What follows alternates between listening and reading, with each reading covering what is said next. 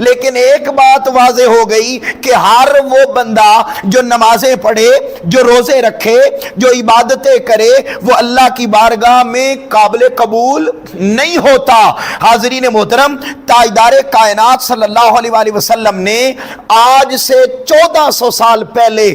مسجد نبوی کے منبر پر ارشاد فرما دیا کہ قیامت تک ایسے لوگ آتے رہیں گے جو نمازیں بھی پڑھیں گے، عبادتیں بھی کریں گے، روزے بھی رکھیں گے، لیکن سارا کچھ کر لینے کے باوجود بھی وہ ایک عمل ایسا کریں گے کہ جس عمل کی وجہ سے ان کا دائرہ اسلام میں داخل ہونا تو دور، اللہ قیامت کے دن انہیں جہنم کا کتا بنا کر اٹھائے گا۔ اب آپ اندازہ کیجئے وہ کیا۔ حاضرین محترم، یہ جو پاکستان نے جنگ لڑی افغانستان کے ساتھ اور وہاں پر لوگوں کو قتل کیا، یہ وہ مسلمان تھے جو اپنے آپ کو کہلاتے تو مسلمان ہیں مگر عام سادہ لوگوں کو، شہریوں کو